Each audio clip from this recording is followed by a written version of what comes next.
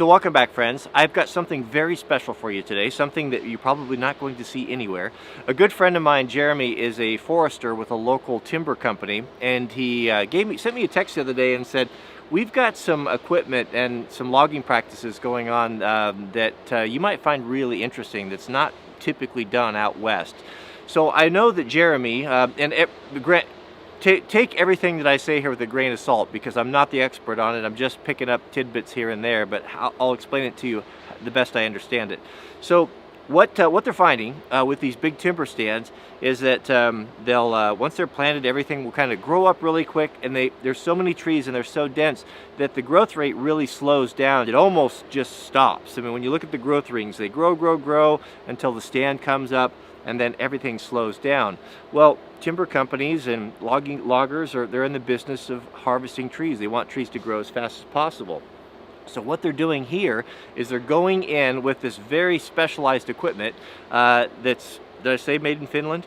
The Finnish, first the pulleys, now this, in Finland, that is going through and it's selecting all of the trees, and it's doing a thinning. And then they'll come back and then open it. Once everything's up, they'll come back and then they can do the final cutting. So everything you see behind me, it's fascinating how these processors work. There's 3 types of wood, I think maybe 4 types of wood that they have here. These behind me are for pulp. These would be turned into, I would imagine, paper and such. And there's 3 species. There's a ponderosa pine, there's white fir, and there's red fir. They're also grading peelers. Peelers, I just learned today, are what they use for plywood. So if a log is of a certain grade or certain quality, they'll peel it, just like you imagine, like sharpening a pencil, and that's what you get for the sheets of plywood. Then there's going to be there's some saw logs as well that will do dimensional timber. And the fascinating thing about it is that the guy running this piece of equipment can grade everything right from the cab.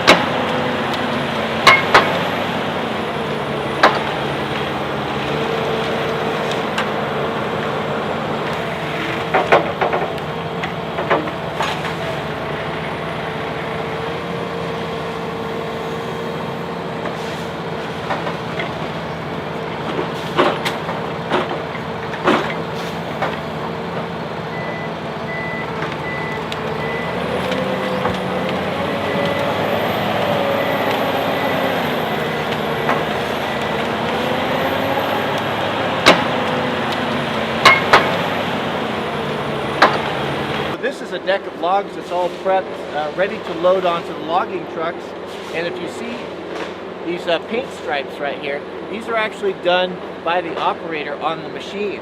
So he obviously has a lot of experience, and he can look at a log and know that this is suitable for a pulp log, or this is suitable for a peeler, or this is suitable for a saw log. And he activates something on the machine that puts these stripes on there, which are color coded to mean something for the sawmill. So what's incredible is that these guys are going through here, and there's 2 guys and 2 machines, and they're doing everything from start to finish.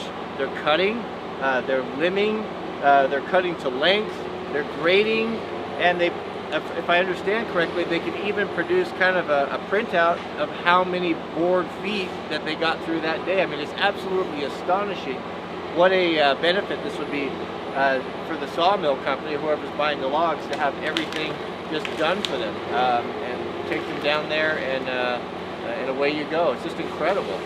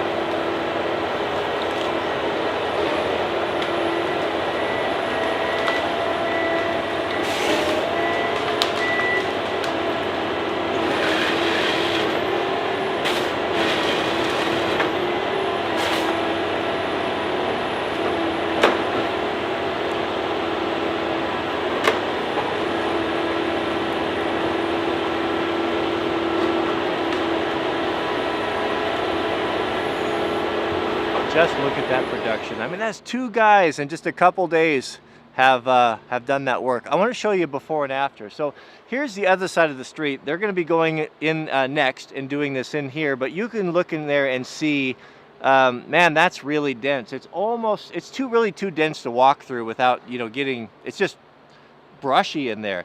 You can imagine that those trees are probably not doing very well. There's a lot of competition for resources, water and nutrients, and it's a potential fire hazard too. If you got a fire in there, man, it's all bets are off. Let me show you what it looks like when they're done. So if we go over here to the other side of the road, look at that. That's incredible. And that's 2 guys sitting in a cab of a machine producing that. The trees are not barked, meaning they're not all scuffed up. They've left some of the larger ones. They're going to thrive. They're going to flourish. They're going to grow so much faster. You have, I mean, it looks like a park in there. It's just beautiful. It's just incredible to me.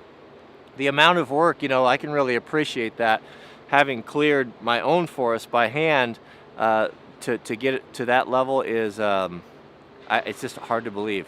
And the care that the guys take and how skilled they are running that equipment to swing around in there. And I mean, I can look all the way across here and I rarely see any little bit of bark knocked off. It's just amazing. Doesn't that look nice?